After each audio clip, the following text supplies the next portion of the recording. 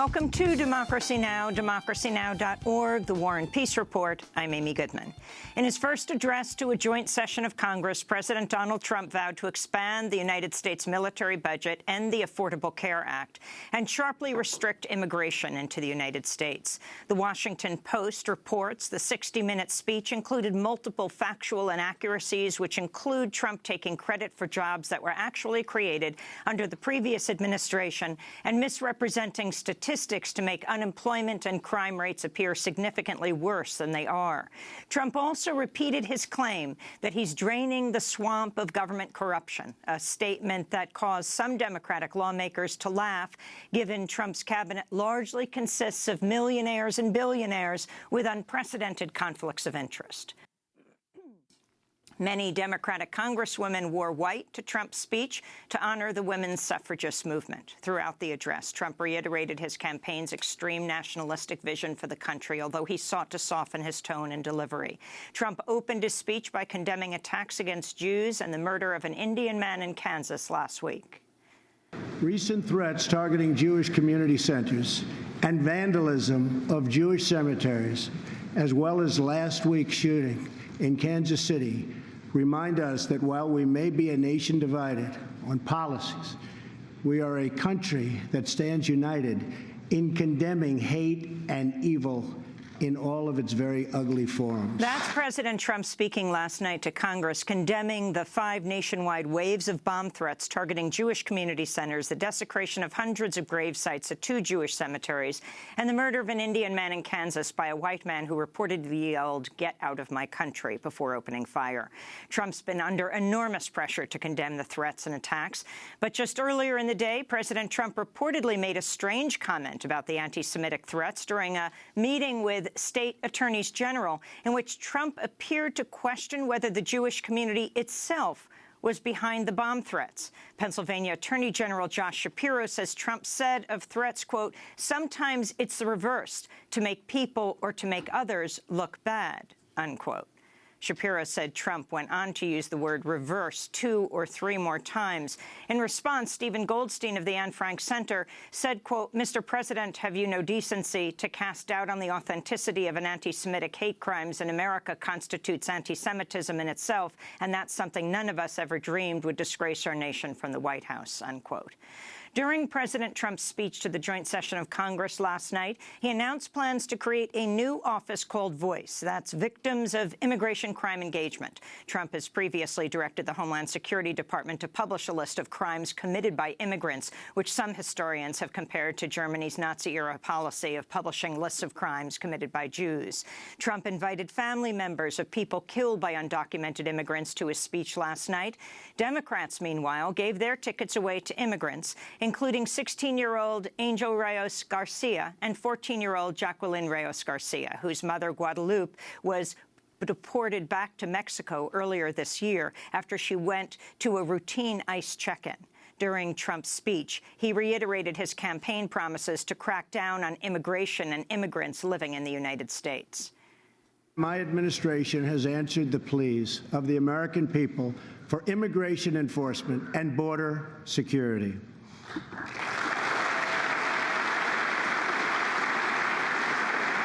By finally enforcing our immigration laws, we will raise wages, help the unemployed, save billions and billions of dollars, and make our communities safer for everyone. But only hours earlier, Trump reportedly suggested during a meeting with TV anchors at the White House that he might be open to a form of immigration bill that would grant legal status to millions of undocumented immigrants.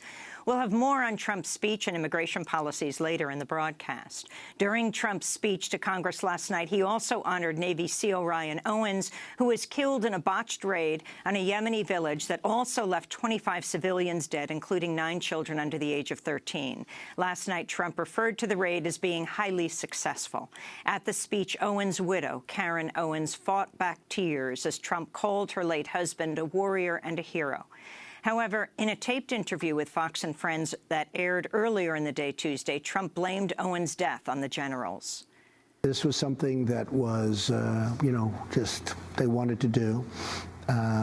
They came to see me. They explained what they wanted to do, the generals, who are very respected. My generals are the most respected that we've had in many decades, I believe.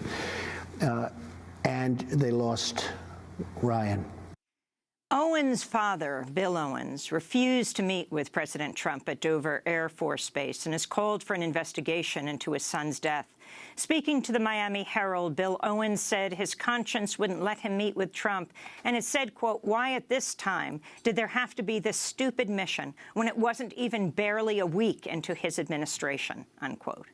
President Trump's expected to sign a new executive order in the coming days limiting or barring entry into the United States by refugees or residents of some majority Muslim nations. His first executive order banning people from Iraq, Syria, Iran, Sudan, Libya, Somalia, and Yemen from entering the U.S. was blocked by the courts last month. According to the Associated Press, Trump's new order will not ban Iraqi citizens from traveling to the United States.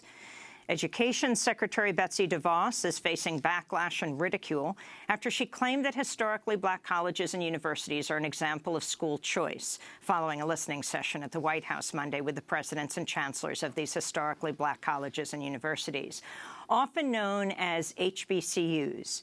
In a statement, she wrote, quote, "HBCUs are real pioneers when it comes to school choice. They're living proof that when more options are provided to students, they're afforded greater access and greater quality," unquote. On Twitter, many ridiculed DeVos's comments, saying they displayed a lack of historical context. HBCUs were established because black students were prohibited from attending public colleges and universities throughout much of U.S. history.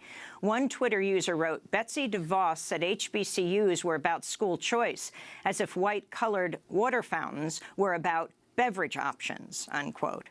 Another user joked that it was as if DeVos had said, quote, "Rosa Parks is a real pioneer when it comes to seat choice," unquote. The backlash against DeVos's comments come as White House counselor Kellyanne Conway has responded to criticism over a series of photos showing her kneeling on a couch in the Oval Office with her shoes on in the middle of President Trump's listening session with the presidents and chancellors of the HBCUs. In her response, Kellyanne Conway repeatedly used the wrong acronym to refer to the HBCUs. Take a certain angle and was doing exactly that. I certainly meant no disrespect. I didn't mean to have my feet on the couch. I just want people to focus on the great work of the HBCU presidents. In India, crowds of people protested against President Trump at the funeral of 32-year-old Srinivas Kochibatla, an aviation engineer who was shot and killed by a white man in Kansas last week. Navy veteran Adam Purinton reportedly yelled, "Get out of my country," before opening fire on Kochibatla and his friend who was wounded. Purinton apparently thought the two Indian men were Iranian. At the funeral in the southern Indian city of Hyderabad, mourners chanted, "Down with Trump," and held up signs reading, "Down with racism." In Colombia, the Constitutional Court has ruled in favor of the miners and residents of the town of Marmato, who have been fighting an open-pit gold mine for 10 years.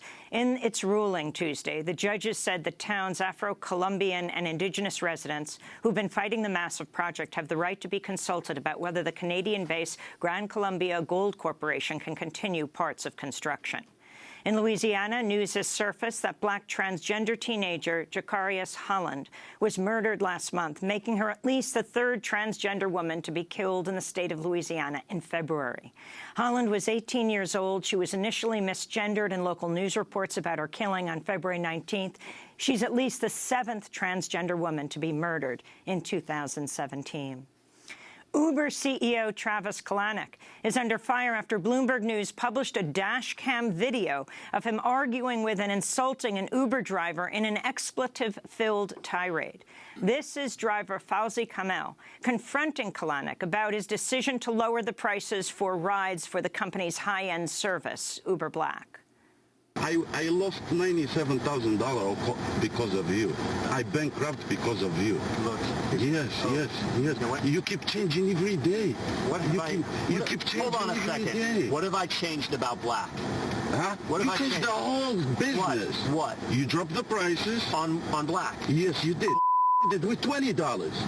Started with $20. You know what? How much is the mile now? $2.75? You know what? What? Some people don't like to take responsibility for their... They blame everything in their life on somebody else. But why you sending an email for town card? Good luck. Good luck to you too. After the video surfaced, CEO Travis Kalanick said, quote, "To say that I'm ashamed is an extreme understatement," unquote. Uber's also embroiled in a controversy over allegations of sexual harassment. On Monday, the head of the engineering department was fired after it emerged he'd failed to disclose he'd left his previous job at Google amidst sexual harassment accusations. His departure comes a week after a former Uber engineer said she endured sexual harassment on the job and that Uber's HR department had refused to take action. And today is the legendary singer, actor, and activist Harry Belafonte's 90th birthday. For decades, Harry Belafonte has been a leading voice for civil rights. He was one of Martin Luther King's closest confidants and helped organize the March on Washington in 1963. More recently, he was an honorary co-chair of the Women's March on Washington, the largest protest after a president's inauguration in U.S. history. In December, Harry Belafonte joined Democracy Now! For our 20th anniversary celebration in the historic Riverside Church here in Manhattan. A group of young black students in Harlem just a few days ago asked me what at this point in my life was I looking for. And I said, what I've always been looking for. Where resides the rebel heart? Without the rebellious heart, without people who understand that there's no sacrifice we can make that is too great to retrieve that which we've lost, we will forever be distracted with possessions and trinkets and title. Again, Harry Belafonte turns 90 years old today. And those are some of the headlines. This is Democracy Now!, democracynow.org, The War and Peace Report. I'm Amy Goodman.